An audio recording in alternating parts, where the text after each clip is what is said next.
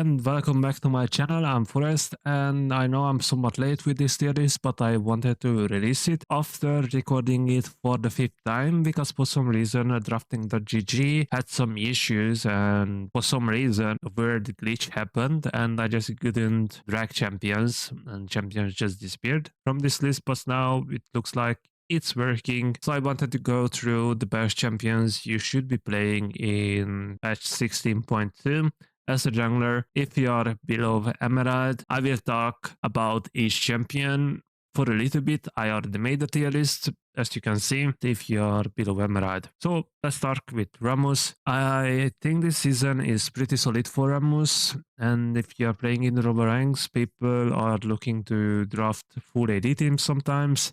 They don't really care about not having a P champion in their team comp. I don't think people are playing that many Diana in the lower ranks yet. For some reason, they are sleeping on Diana. They are not watching tier list videos and such. But even if they lock in Diana against you, I think just because they lack efficiency, someone like Ramos can make their life really, really hard and really annoying, because even though your magic resist is not that great, they cannot one-shot you, and you can always look to taunt them and protect your team from Diana engage and such. Next up will be Nuno. After the latest nerfs, I think he is B tier or maybe A tier, but he's still Nuno and he still does Nuno things, so he will look to gank you non-stop, and despite having more vision on the map, Nunu is still able to gank you and ignore all the vision. Lane ganks are really OP this season as well, so I highly recommend, especially with someone like Nunu, to look to lane gank, and because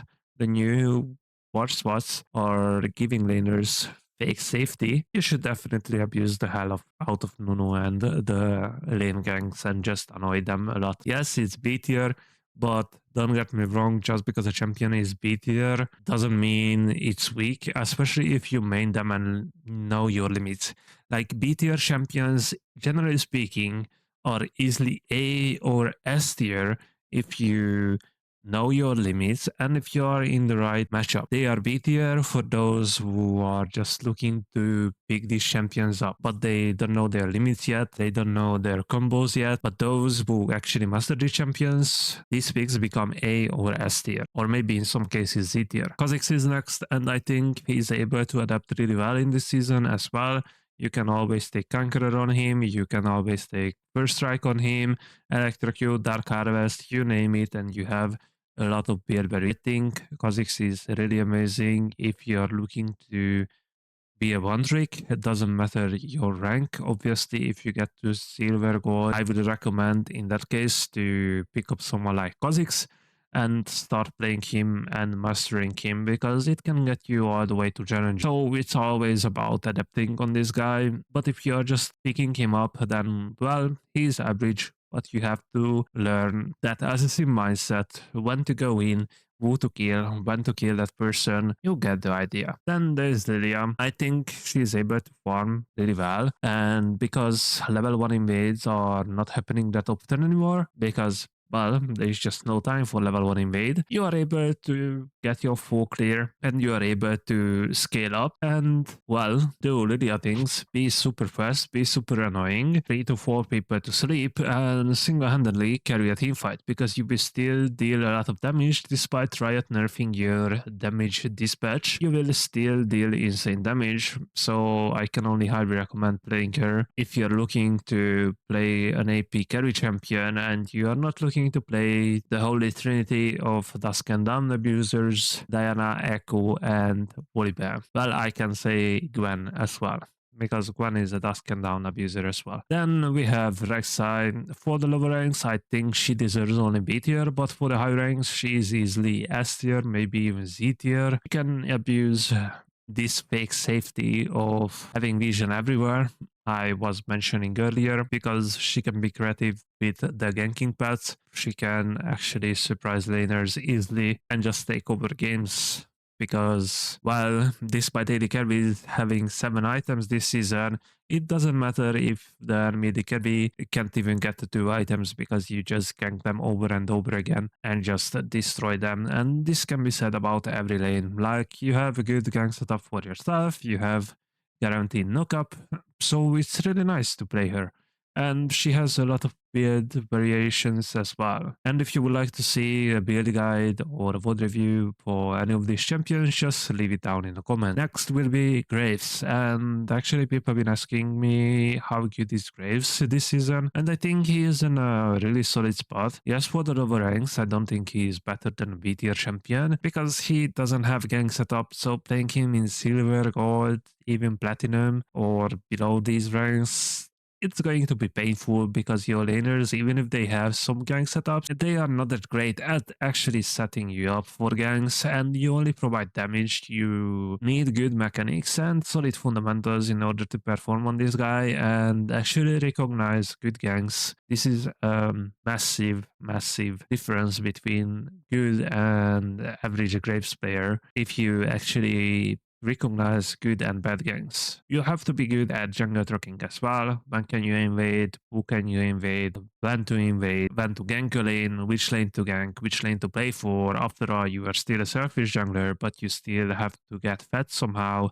And for that, you have to gank, obviously. The higher you go in rank, the better Grace becomes, honestly. And it's definitely worth playing, in my opinion. Then we have Talon. I think he's easily a better version of Zed. I know I say this many, many times. I think he's also a better version of Kha'Zix. He's slightly easier, and I think you should be playing Talon if you're not playing Kha'Zix, but you are looking to play an assassin champion, because Talon is easily a better version in my opinion. He has a lot of early pressure, but even if you are forced to farm to level 6, it's totally fine, because you can do that, and you are getting objectives really fast, despite objectives being harder to take this season. With the bleeding, you are fine and you are able to take objectives, so it's nothing to worry about. Then we have Zac Jungler, and this guy is really, really disgusting if you ask me. My duo is playing Zac, but obviously he's playing on top lane, because, well, I took his jungle. Not like he is a jungle main or anything, or that he used to be a jungle main. He just loves Zac. He makes Zac top work, and this champion is disgusting. And in this season, even for Zac jungle, I believe, because people can't really invade you level 1 anymore, people aren't able to choose you level 2 anymore. Or, I mean, some champions, like for example, if I'm playing Graves, I'm for sure sorting Raptors into enemy Gromp and trying to get Zac passive. But obviously, without the right lane matchups, I can do that. And if I can bully him early with someone like Graves, then Zac gonna have a great time, and he gonna scale up, get the 2 to 3 items, and he will be able to take over games, because he offers a lot of tankiness, he offers a lot of CC, and he also offers a lot of damage, which is just disgusting. Then we have Jarvan, and Agrin has a really nice and good build on him right now. With Profane Hydra and Axiomark, you will be really squishy. So if you are not used to that, or if you are not looking to play that build, then you can still go with the old build, going Eclipse, Sojin, whatever. You still can do that, but this new build I think is really disgusting, because you will deal a lot of damage early on with Axiomark. You can ult in pretty much every minute, so it's really disgusting considering how good Jarvan ult is, in my opinion. You don't really fall behind even later, like your skilling is decent. Obviously, in the high ranks, I would say Jarvan is much better, but even in the lower ranks, despite people are being worse at following your calls, following your engages, you will be able to carry most of your games with your raw damage and consistent CC, because even if your team is bad, if you lock down the enemy carry for seconds, they will be able, more often than not, to actually kill that person. Jack Jungle, I think, deserves A tier because champions like Diana exist.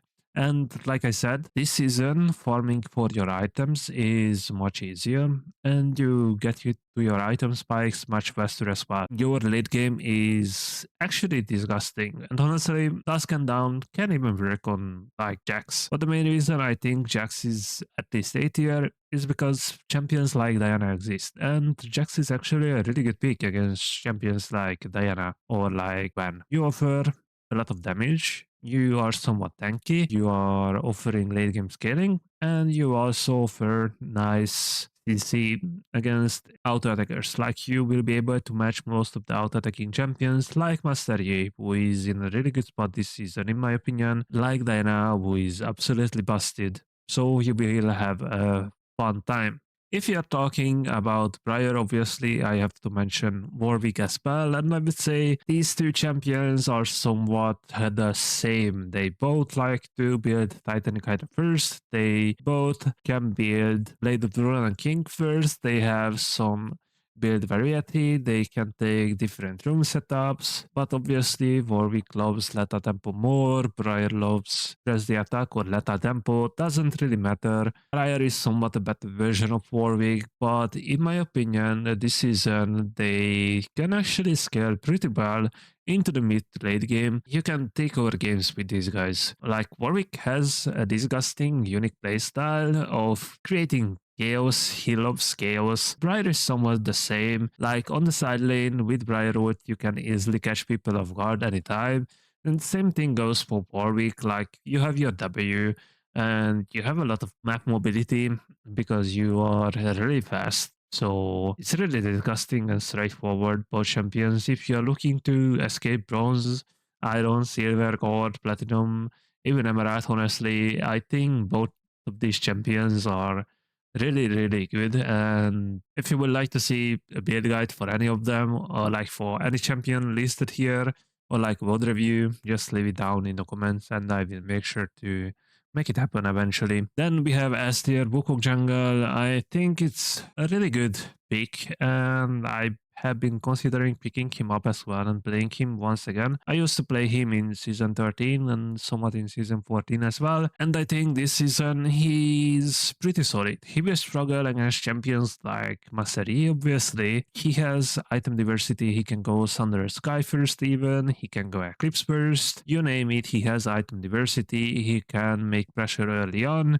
he scales well into the mid game and can create chaos in team fights as well. So because of that, I think he's decent. He's a really good champion and really nice to play. If you're looking to play a bruiser in the lower ranks and you're looking to escape those ranks, I would say that Wukong is definitely worthy.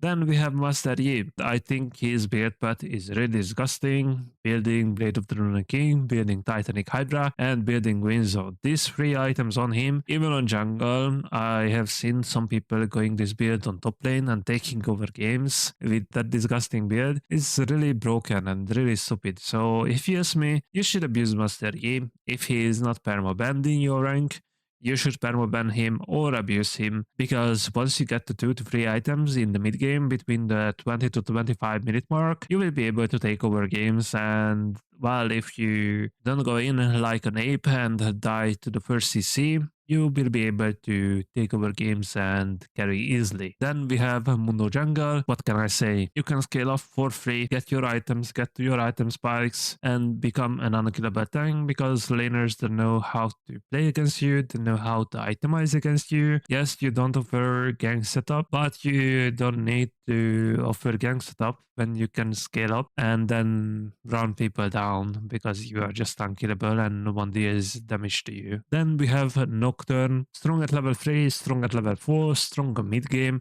and very decent in the late game as well, where people are looking to catch side lane waves and they are pushing alone, like an AD carry is pushing alone, like a mid laner is pushing alone, and you can catch those people easily, even in the late game, and then make a Baron call, make a Dragon call after you catch someone's side lane, because at the lower ranks, pretty much no one is hovering their laners, or like support is not hovering their AD carry when they are pushing side lane. You get the idea, and you will be able to get 3 kills all over the place.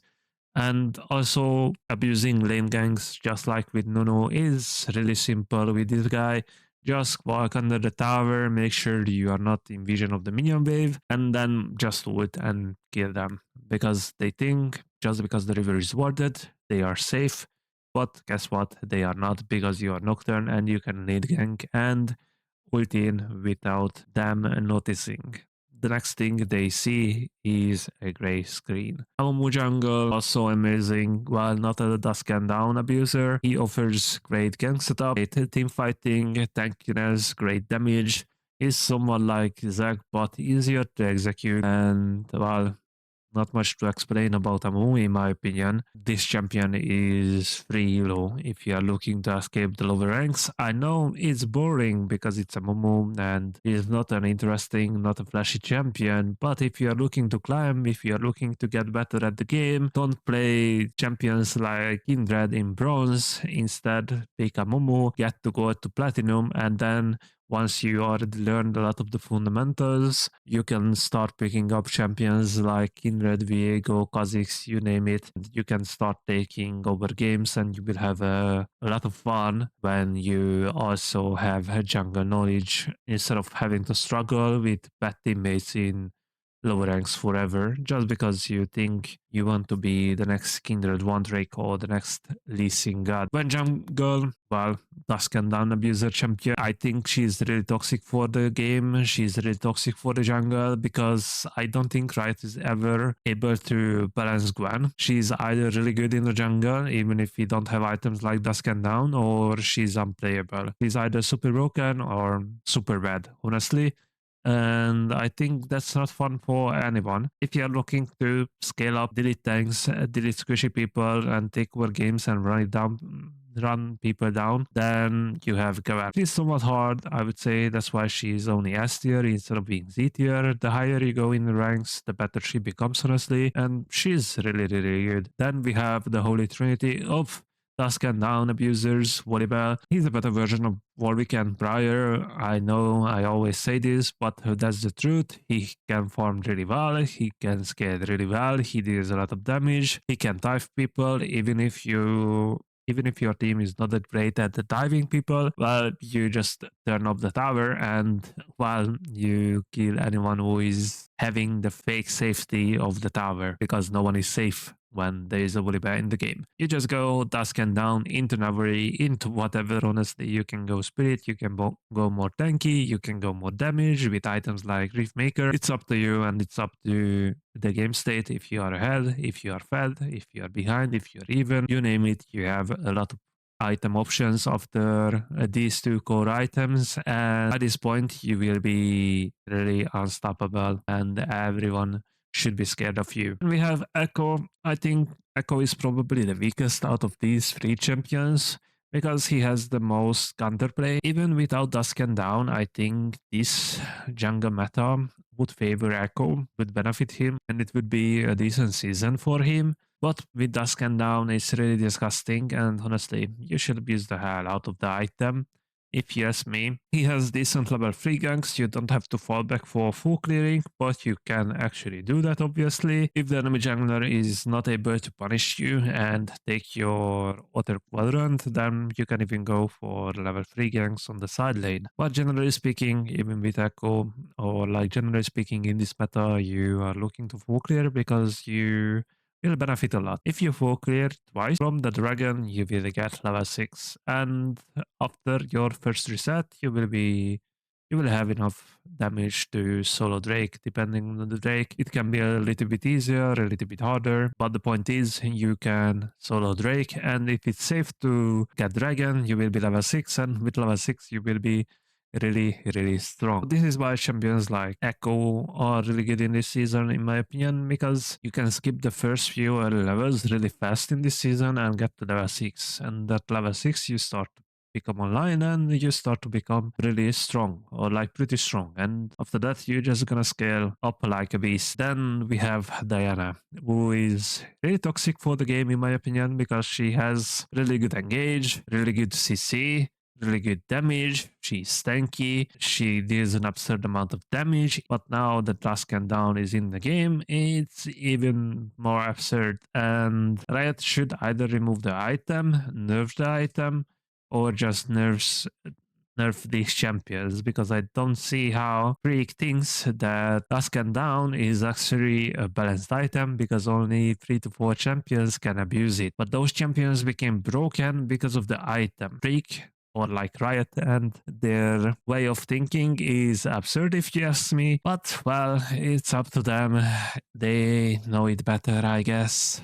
So it's whatever. So this was my tier list for patch 16.2. These are the best champions I highly recommend playing if you are below Emerald. But let me know in the comments if you would like to see an above Emerald tier list as well, and I will make sure to post that on my Discord server. I will catch you all in the next video. Until the next one, peace.